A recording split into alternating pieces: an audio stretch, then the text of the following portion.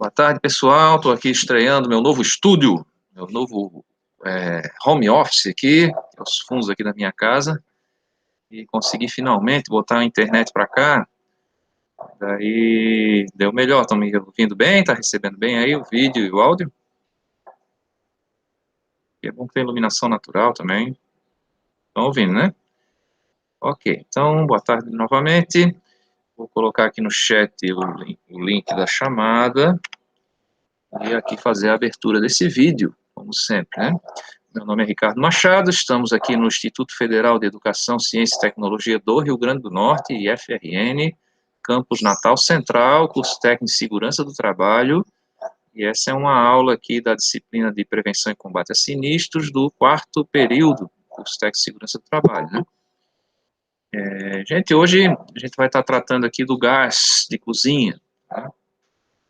Um gás combustível aí que a gente utiliza em várias atividades, não só na cozinha, mas em várias aplicações aí da nossa casa, tá? Normalmente, né, comumente se usa mais na cozinha. Então, deixa eu abrir aqui o slide, compartilhar aqui o meu slide. Aqui.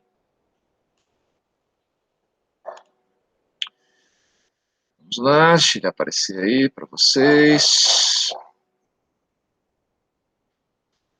Tá, antes de iniciar aqui, só os avisos gerais, né? A gente já colocou as notas no SUAP, nosso sistema, né, de escolar, e referente ao primeiro bimestre, que são as primeiras 5 semanas. Sim, o Lucas está pedindo a lista de chamadas, deixa eu colocar aqui. Tá, então, quem não fez ainda, as tarefas ainda estão abertas, façam lá, tá? E elas vão ficar abertas até o final do semestre, lembrando que a gente tem mais 3 semanas agora, né? A gente está na semana 7 agora, temos mais essa e mais 3, tá? Completar as outras 5 semanas do segundo bimestre, lembrando que toda semana a gente tem aí 3 até 4 atividades para estar resolvendo, e essas atividades contam também como presença, tá? Cada atividade que você faz aí vale duas presenças, tá? Então, eu controlo aí vocês pela nota e pela resolução dessas atividades, tá? A gente não vai ter prova final, tá? A nossa prova de recuperação vai ser você voltar e fazer aquelas atividades que você foi mal. Meu vizinho aqui resolveu fazer uma obra aqui. Estão me ouvindo bem ou está chegando muito ruído de fundo aí? Agora ele parou aqui a máquina. Vou ver se eu dou sorte aqui e descer pouco barulho, senão a gente muda de lugar. Ok, quem chegou agora está aí no chat do formulário de frequência. Vou iniciar falando então do gás, tá? Gente, ó, como eu falei na primeira aula, na segunda também, né, nos fundamentos do fogo, o domínio do fogo, né, foi algo que deu um salto revolucionário mesmo, um salto aí no domínio do ser humano sobre o seu meio, né, e deu um avanço muito grande na qualidade de vida, na, na longevidade também, tá? Então, com o fogo, primeiro o ser humano usava o fogo obtido de forma natural, e ele tentou transportar o fogo, sempre com medo do fogo, que até hoje a gente tem um pouco de certo receio de fogo, né? E assim, demorou alguns milhares de anos aí, até que ele conseguisse iniciar a reação do fogo, para que ele pudesse ter esse patrimônio aí, né, essa tecnologia disponível em qualquer lugar que ele fosse, né? E até hoje, né, a gente usa muito o fogo, né? Não no seu estado bruto, natural, mas a gente está usando aí nos veículos de combustão interna, em algumas locomotivas antigas aí, que tem ainda combustão externa, né, as locomotivas a vapor, locomotivas também a óleo diesel. A gente pode usar o fogo também para gerar calor e converter esse calor em eletricidade, por exemplo, expandindo vapor numa turbina, né, ou conectando já esse gerador no próprio eixo da turbina que consome o gás, por exemplo, né? Então, se usa ainda bastante, além de a gente usar na nossa casa como aquecimento mesmo para nossa alimentação e por exemplo. Então, só para fazer aqui uma uma introdução para aquecer o nosso cérebro aqui, vamos falar um pouquinho dessa geração, tá, do uso do gás, tá? É possível, gente, eu gerar eletricidade usando carvão mineral ou carvão vegetal. A gente está ouvindo falar agora aí dessa crise hídrica no Brasil e a operação, a entrada das usinas termoelétricas, né? Então, que usinas são essas? Nós temos usinas a carvão mineral lá no sul, usina de Jorge Lacerda, por exemplo, uma grande usina, lá em Capivari, perto de Tubarão, lá em Santa Catarina. E também temos usinas tocadas a carvão vegetal. Tá? Então, eu vou queimar o carvão, aquecer vapor, esse vapor vai girar uma turbina a vapor.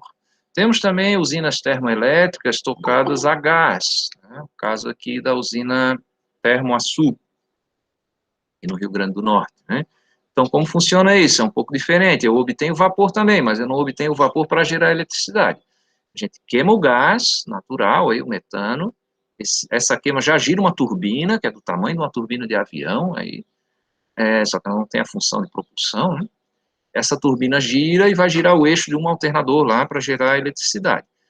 Esse calor da combustão é aproveitado para fabricar vapor, e esse vapor aí a gente não usa para gerar eletricidade, não, a gente usa para injetar nos poços de petróleo, para poder fluidizar ali o óleo, e poder extrair mais óleo dessa região ali do Vale do Açu, aquela região toda ali, tá, do petróleo terrestre.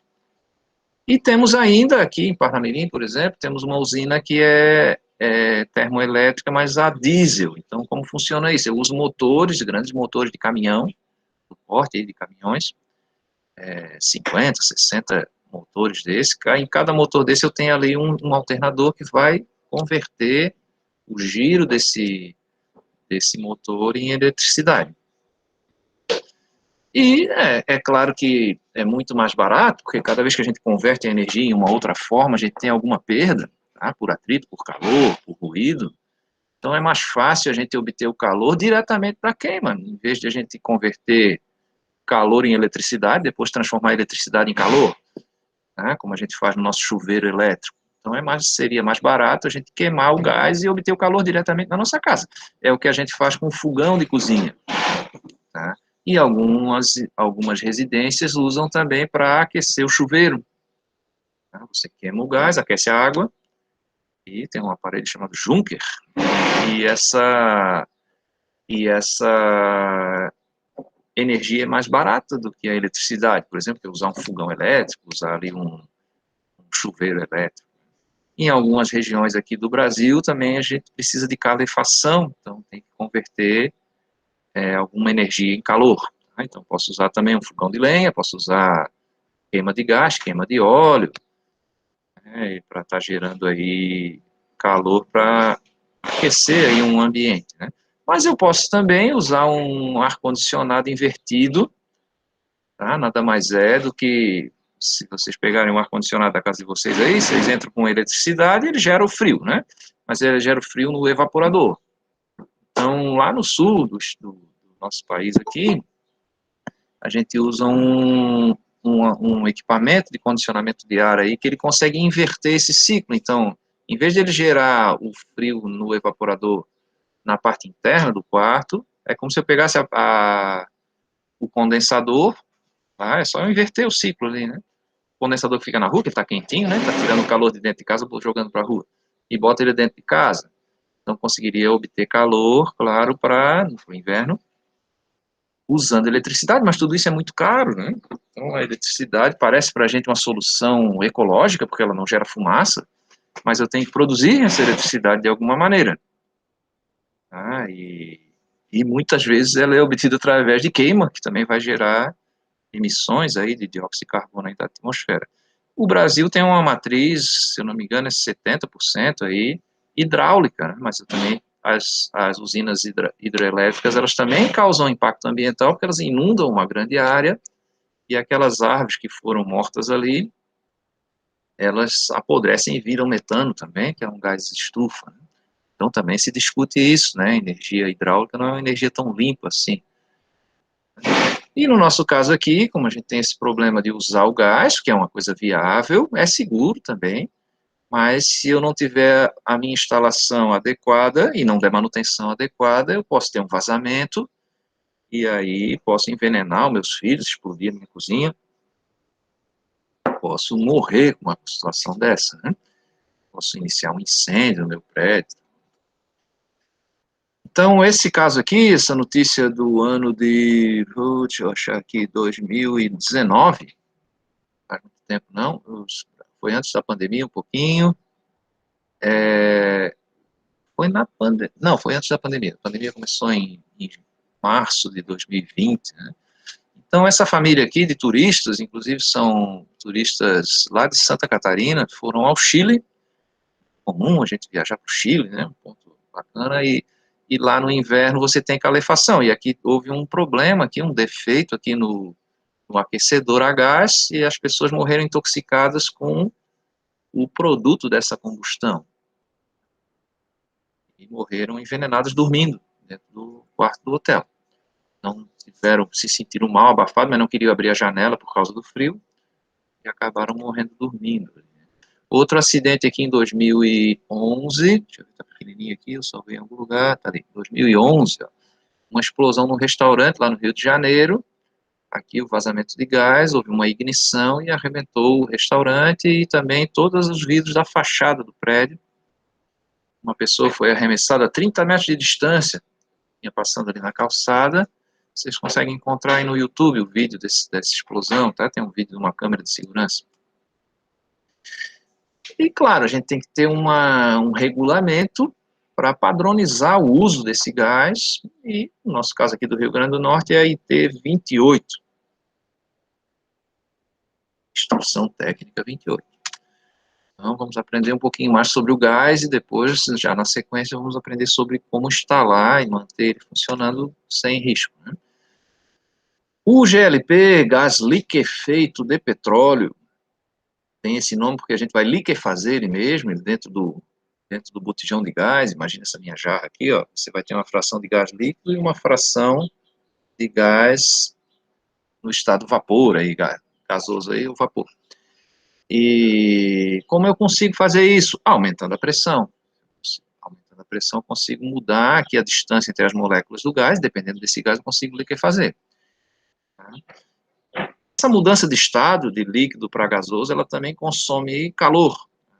E é isso que a gente usa nos equipamentos de ar-condicionado, para a gente poder fazer o gás evaporar, por isso que a gente chama de evaporador, o lado de dentro de casa aí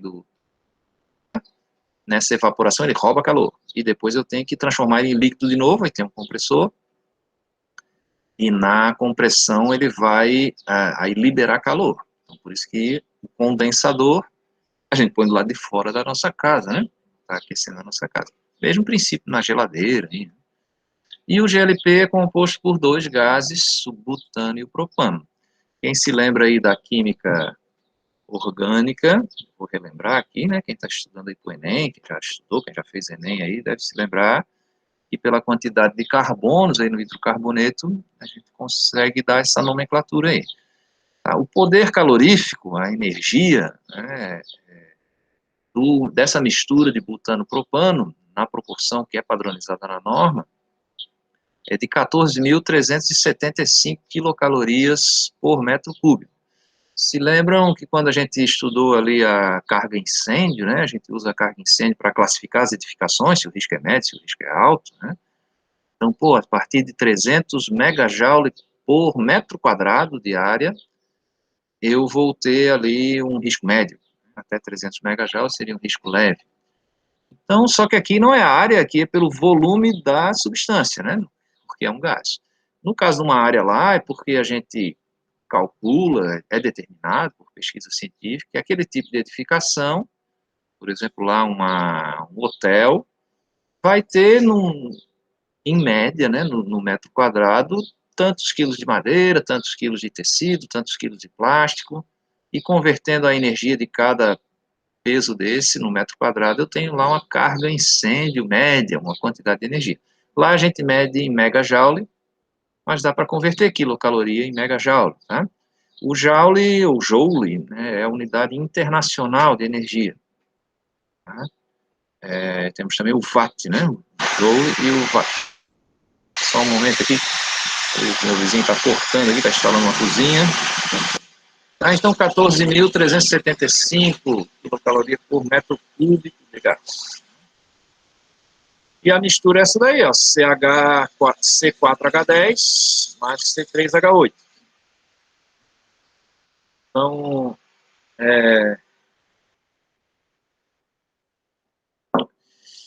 se lembram lá da química orgânica, né? Então, se for um carbono é MET, se for 2 é ET, se for 3 é PROP, se for 4 é BUT. Então, ali C3H8, propano. Por que pano e não propeno, propino? Quando só tem ligação simples, a gente chama de AN, propano. Quando tem ligação dupla, propeno. Quando tem ligação tripla, propino. Lembrar que cada carbono tem 4 ligações, que podem ser simples ou duplas, mas sempre saem 4 ligações do carbono. Então, aqui eu tenho o butano, que tem 4 carbonos, todos com ligações simples aí para o hidrogênio. Então, butano. É um hidrocarboneto de cadeia aberta, né? A gente chama também de alifático. Temos também os aromáticos, né? Que formam aqueles anéis de benzeno, né? Esse cadeia aberta, alifático. E o C3H8 também, né? Prop, propano ali, só com ligações simples. O gás natural, né, que a gente usa, por exemplo, lá na usina Termoaçu, que a gente usa também nos veículos, aí, a gente chama até de gás natural veicular. É possível usar também em residências e em shoppings, em restaurantes, em hotéis, para usar para queimar, por exemplo, para gerar vapor para caldeira, né, para lavanderias, para cozinhas industriais. Chama gás natural porque ele já vem pronto do poço. Muitos poços de petróleo, você está extraindo petróleo e também o gás. Às vezes você vai perfurar petróleo e acha só gás. E se esse volume for economicamente viável de extrair, a gente tem lá um poço de gás e vai armazenar ele, por exemplo, num navio para transportar, ou transportar através de um gasoduto, tanto de plataforma marítima quanto de plataforma terrestre, posso ter um gasoduto. Tá? Se não vale a pena a quantidade dele, eu estou mais interessado no petróleo, a gente queima esse gás, porque o vazamento desse gás me causa um problema também de intoxicação e perigo de explosão daquela região ali, daquela plataforma, né? Então, esse é o metano veicular, a gente chama de GNV, gás natural veicular. É possível obter o metano, esse cara aqui, o CH4, é possível obter o metano também refinando o petróleo. Tá? Mas se eu tiver ele numa quantidade grande já pronto, eu não vou estar gastando energia, porque para eu quebrar, né, fazer o cracking ali, quebrar o petróleo, fazer a destilação, eu tenho que gastar também energia. Então, o butano e o propano eu acabo obtendo desse refino do petróleo, dentre vários outros produtos aí que a gente está retirando aí do petróleo, tá? E existe até uma ironia, né? Assim, a natureza demorou milhões de anos para enterrar essa desgraça e tirar da atmosfera e enterrar, né? E agora a gente desenterra e queima e joga de volta para a atmosfera. Hoje já se sabe que isso é um problema, que para as mudanças climáticas aí, né, e também a própria poluição pode nos gerar doenças aí, mas o que está mais urgente agora é a gente pensar que está aquecendo o planeta e isso causa mais furacões, enchentes, secas. Então temos que também trabalhar esse tema aí, desenvolver tecnologia para a gente não se autodestruir, né? O gás metano aí, o gás natural, ele tem um poder calorífico bem menor, né, um pouco mais da metade do butano propano. Mas, claro, como ele é mais barato também, pode valer a pena, só que eu não consigo, para eu armazenar ele em cilindro, para usar na nossa residência, ele acabaria muito rápido, né? Porque o poder calorífico é mais baixo, né? Então gastaria esse gás mais rápido. Uma solução é eu ter um cilindro mais reforçado, para eu poder ter ele sob mais pressão, porque daí eu consigo botar mais volume ali dentro daquele cilindro. É o que a gente usa nos automóveis, tá? A solução para os automóveis. Se vocês forem observar aí o cilindro do automóvel, aí do pessoal aí do Uber, do táxi, aí, você vai ver que é um cilindro bem mais reforçado. Mesmo princípio ali do extintor de CO2, que ele é um cilindro sem costura, com a parede mais espessa, né? Em relação aos cilindros de baixa pressão, aí o de água, de pó químico, que tem até solda, né, cordão de solda, porque tem uma pressão bem menor. E, no nosso caso aqui, como o poder calorífico é maior, eu posso usar menos volume, e o botijão ser calculado para durar pelo menos um mês, né? Depende aí do consumo da família, do tamanho da família, mas é muito comum um bujão de gás, botijão de gás, botijão, né, um cilindro aí desse, durar um mês, está custando agora, comprei essa semana um aqui para casa, R$ 105, né? No tempo das vacas gordas aí, eu tinha até um de reserva, agora não tem mais nem a reserva, quando acaba, eu compro outro, né? Fico com o dinheiro paradinho ali no outro botijão, só para não ficar 5 minutos sem, 10 minutos sem cozinhar, não. Hoje em dia também fica mais fácil a gente estar repondo, então você telefona aí, manda um WhatsApp ali, o homenzinho lá vem, o nosso amigo vem e substitui, troca aqui o bujão, já leva o vazio, né? Tá, então, mas assim, se eu tiver ele tubulado, que é muito comum, por exemplo, lá no Rio de Janeiro, a gente tem redes de gás para uso doméstico, de metano. Tá? Aqui em Natal também tem redes de gás para uso industrial, ali o Shopping Midway usa metano, né? Muitas empresas aí usam nessas indústrias têxteis aí para alimentar a queima de caldeira, né? Então, o gás por tubulação. Aí é o metano mesmo, aí o gás natural. No nosso caso aqui de projeto de central de gás, vai ser o butano, propano, GLP, gás liquefeito do petróleo. Quem chegou agora, deixa eu botar o chat, o link ali no chat, para chamar. Pronto, então tá aí a diferença entre o gás liquefeito do petróleo e o gás natural. A gente vai estar usando normalmente nas nossas residências o GLP. Sim, outro detalhe, o gás, o butano, tanto o butano quanto o propano não tem cheiro.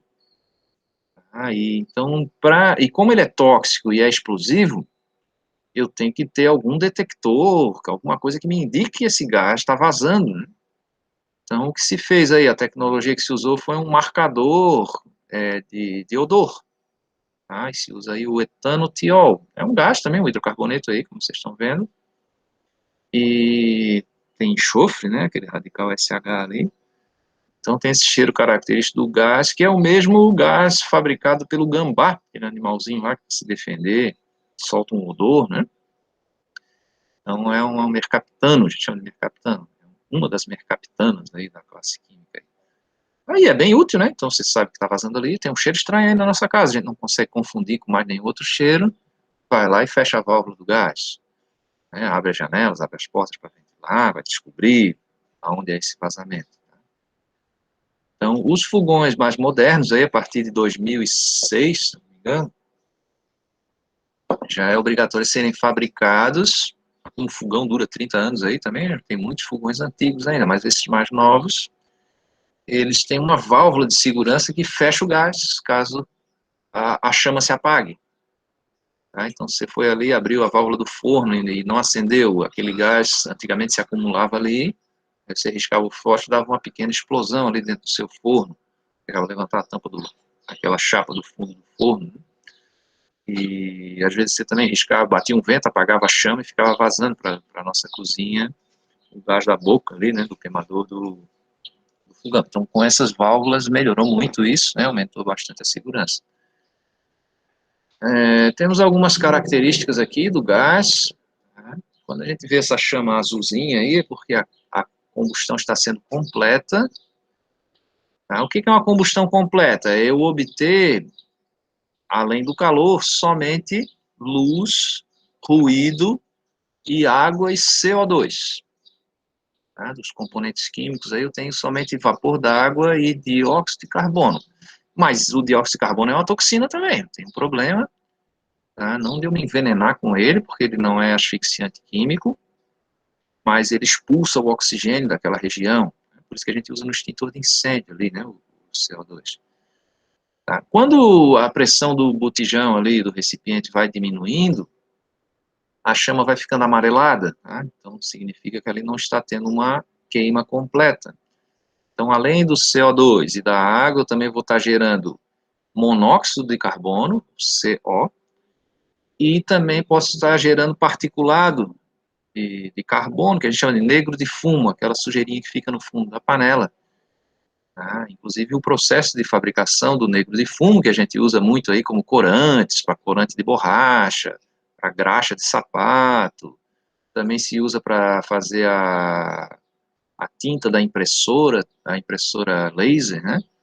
O processo de fabricação é com queima incompleta de gás, do negro de fumo. E aí, claro, eu vou ter que tomar esse cuidado aqui, quando eu ver que ele não está queimando, é porque está acabando lá, minha pressão do cilindro está baixa, está na hora de trocar o meu cilindro, tá? Limite de tolerância para o butano propano, que é o GLP, o gás liquefeito do petróleo, 470 partes por milhão, tá? Não é partícula porque ele é gás, tá? Partes de gás por milhão de partes de ar. Tá? Só para vocês terem ideia, da acetona é 590 ppm, vapor de acetona, essa acetona que a gente limpa o esmalte de unha aí. Então é uma concentração alta, né? Não é um troço tão tóxico assim, como lá o ácido clorídrico, por exemplo, é 2 ppm, 2 ou 4 ppm, não me recordo agora, bem mais tóxico. Mas ele pode, ao longo dos anos, e esse é o conceito do limite de tolerância, né, uma concentração que vai me dar um problema crônico. Então, você vai ficando doente, a gente chama de morte lenta, né, a insalubridade, morte lenta. Você trabalha 8 horas por dia, todo dia, e se eu estou acima do limite de tolerância, eu tenho uma séria chance de adoecer antes de me aposentar, antes de acumular os 35 anos aí dessa substância no meu corpo, que é quando eu me aposento, né, pelo menos enquanto existir previdência, né, a gente não sabe até quando vai existir, mas 35 anos aí. Então esse é o limite de tolerância. Mas o limite de tolerância, ele é determinado para 95% da população. Então ainda tem 5% de pessoas que podem ficar doentes abaixo do limite de tolerância. Para isso que a NR9 criou outro conceito, que é o nível de ação, que é a metade do limite de tolerância, para eu proteger 100% dos trabalhadores. Então se diz que quando chega na metade do limite de tolerância, já tem que tomar providências de controle, por exemplo, o respirador, diminuir o tempo de exposição, ventilação geral, diluidora, local exaustora. Né? Então, essa é a morte lenta, a dose crônica, tá? O limite de tolerância. Mas eu tenho também a dose aguda, que é a que me mata hoje. Tá? No caso de gases, aí a gente chama de concentração letal. E aqui é 658 miligramas de gás para cada litro de ar. Se eu tiver essa concentração, em 4 horas eu morro. Então, isso é um problema. Eu posso morrer asfixiado com o gás, me dar uma asfixia química, ele vai bloquear o meu sistema de transporte de oxigênio aqui no meu sangue, e eu fico, né? Uma das preocupações que a gente tem nos espaços confinados, né? A atmosfera, a famosa atmosfera IPVS, né? Imediatamente perigosa à vida e à saúde. Tá? Perder a vida é perder a saúde, né? Mas assim, quer dizer, ou eu morro na hora, ou eu desenvolvo uma doença muito grave na hora. Tá? Por isso, vida e saúde. Né? Tá? Então é um problema. Além disso, né, o gás também é explosivo. Além de eu me intoxicar, ele também é explosivo. O gás tem uma densidade maior do que a do ar. A gente já vai ver aqui que a densidade do ar é 1,27 quilos por metro cúbico. E a do gás é bem maior. Né? Ele não tem cheiro, a densidade dele é 2,5 kg por metro cúbico. Então, o dobro aí da densidade do ar. Né? Por isso que ele se acumula rente ao chão. Tá? E num espaço confinado também, ele vai preencher primeiro o fundo desse espaço confinado e depois o teto. Então, para eu varrer um sensor para procurar gás, esse aí também, o metano, butano, propano e o betano também, eu tenho que varrer na vertical, né? Porque alguns gases vão estar em cima, outros, esses aí, no caso, vão estar no fundo. Ó, tá aí a densidade, com 4 casos depois da vírgula, né? 1,2754. O nosso ar, ele é composto basicamente de nitrogênio e oxigênio, né? Então é leve, né? E o gás é mais pesado que ele, e isso é um problema. Temos aí para o cheiro a mercaptana para marcar, né? E a queima, a gente já aprendeu lá também na primeira aula, que a gente tem as temperaturas de queima, né? Então o ponto de fulgor, ou flashpoint, em inglês, é aquela temperatura onde o material libera um vapor combustível, mas a chama não se mantém nessa temperatura. Um pouquinho acima eu tenho o fire point, que é o ponto de combustão, aí sim a chama se mantém. Mas olha como é baixinho esse aqui, ó, o butano é 60 graus negativos, 60 graus Celsius negativos, e o propano é 104 graus Celsius negativo. Então, é claro que o ponto de fulgor da mistura vai ser uma temperatura intermediária aí, mas você já vê que ela é bem mais baixa do que o 0 grau, né? Normalmente a gente está a 25, 30 graus aqui no nosso ambiente, né? O ambiente aí onde tem ser humano aí, 20 até 30 graus, 35 graus. Então, esse gás, ele naturalmente já está no seu ponto de combustão, bem acima do ponto de fulgor, né? Está pronto para queimar. E é por isso que é tão fácil a gente usar ele estou aqui demonizando o fogo, né, gente? Nosso problema não é fogo, é o incêndio, tá?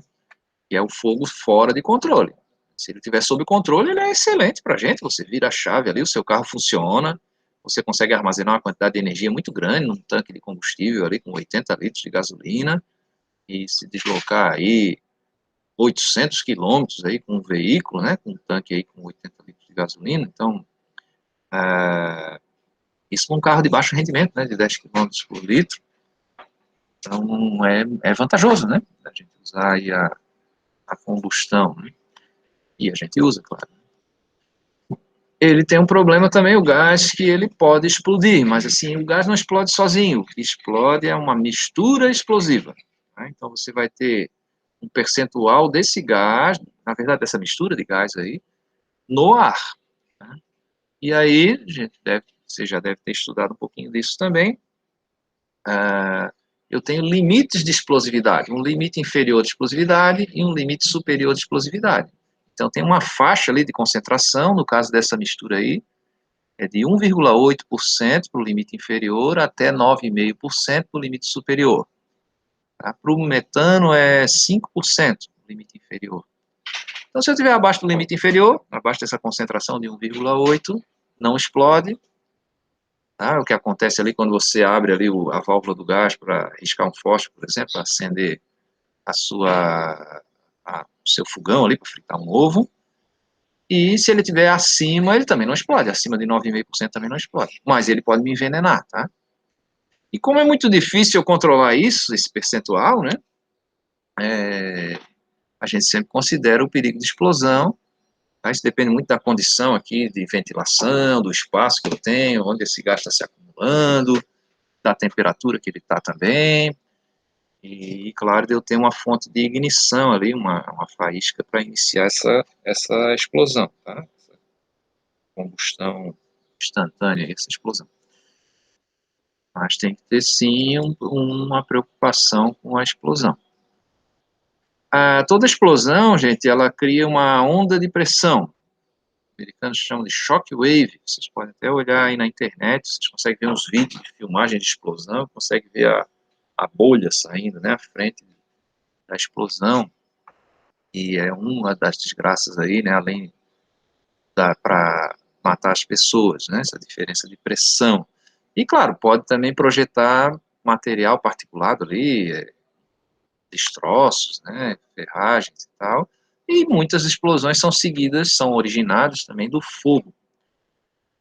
Tá? Para vocês não esquecerem mais disso, deixa eu contar uma historinha aqui. Quando eu era um pouco mais jovem que vocês, lá em 1986, na oitava série ali, estudando para fazer o teste de seleção aí da Escola Técnica Federal, lá de Santa Catarina, aconteceu um acidente na minha cidade lá, tinha uma moça muito bonita lá, que era muito popular, uma menina autona, assim, 15 anos ela tinha uns olhos verdes, bonitos, assim, e o pai dela ia fritar peixe, né, em casa. Então, para não dar cheiro na cozinha, o que ele fez? Ele pegou um bujão de gás, mas não é um bujão de gás desse comum que a gente usa, não, esse de 13 quilos, não, ele usou um botijão de acampamento. Lá a gente chama de liquinho, porque a fabricante principal lá é a Liquigás. Então tinha o liquinho, era esse bujãozinho de 3 quilos aí que a gente usa para acampamento. Na década de 80 era muito comum, assim, você sair com a família pro meio do mato aí para montar uma barraca e fazer ali aquela vida, aquele programa mais raiz, né, de diversão ali. Pronto, ele foi montar um queimador, e para poder fritar o peixe dentro da churrasqueira, para não ficar o cheiro dentro de casa. Só que na hora que ele estava conectando isso, a válvula travou e começou a vazar esse gás. E aí a esposa dele estava fazendo comida no outro fogão, fazendo lá o arroz, né, para comer com o peixe lá. E essa concentração chegou no nível de explosividade, chegou até lá na chama do outro fogão, e explodiu a área de serviço da pessoa ali, e acabou queimando essa menina e ela morreu. Foi uma comoção lá no município, na época. Ficou todo mundo impressionado, com medo do gás de cozinha, né? Mas, assim, tomara que na nossa vida, né, é bom que na nossa vida não precise acontecer uma desgraça para a gente aprender, né? A gente tem como aprender sem sofrer. Tem gente que acha que a criança tem que ralar o joelho para aprender a andar de bicicleta, mas eu ensinei meus filhos a andar de bicicleta sem eles caírem, né? É possível você aprender, ensinar sem sofrer, né? Tem gente que acha que é necessário sofrer para a pessoa não esquecer mais, né? Não acho isso, tá? Acho que a gente tem como ter uma vida melhor, conhecendo, aprendendo o que é bom, o que é ruim, sem precisar sofrer as mazelas, né, dos acidentes, das doenças aí.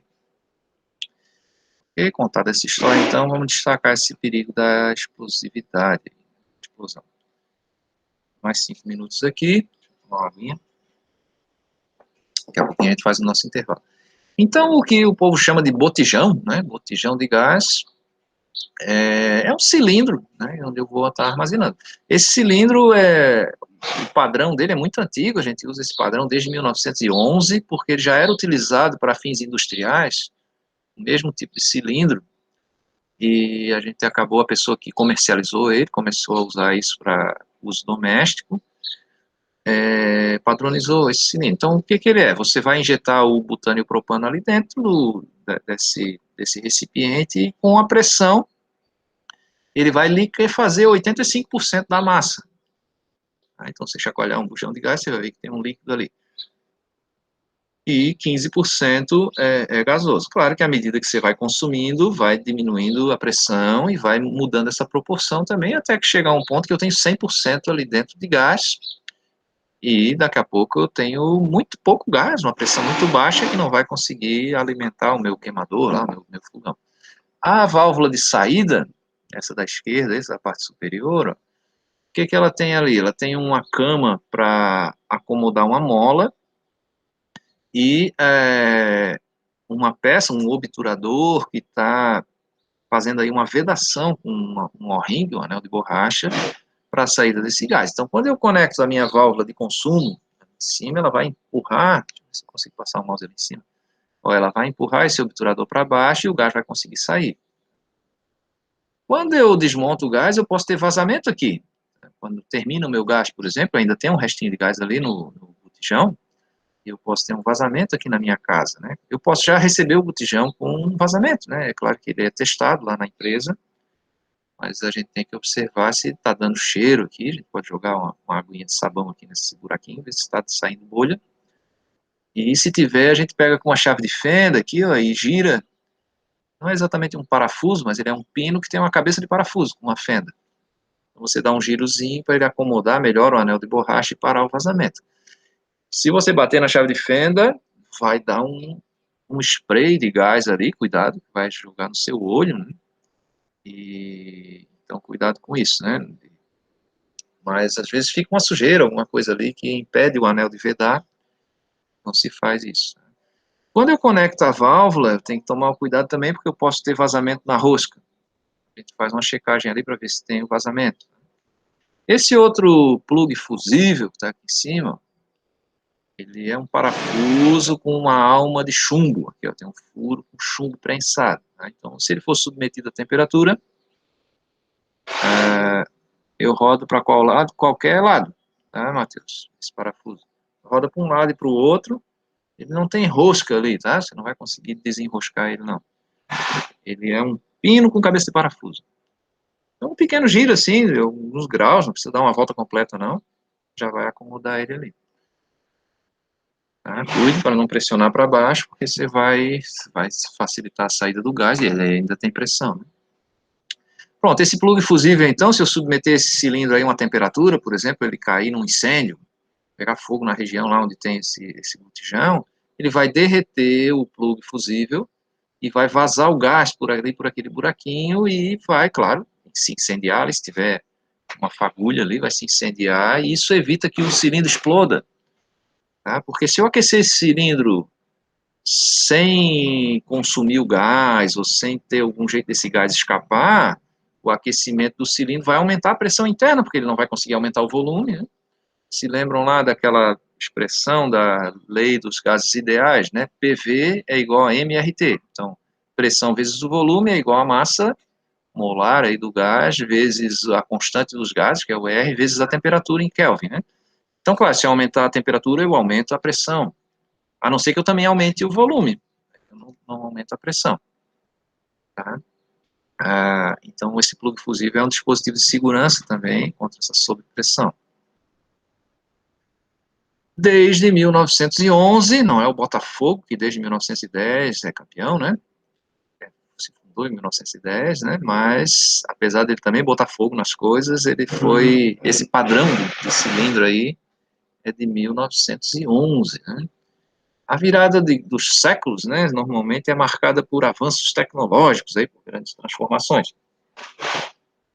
No começo do século XX, aí, 1900 e pouco, aí, a gente teve a questão da energia nuclear, das radiações, aí, a questão também da eletricidade, dos motores de combustão interna, o automóvel, o petróleo, né, o refino do petróleo, a iluminação, que antes era feita com querosene, derivado de petróleo, logo foi substituída aí por eletricidade.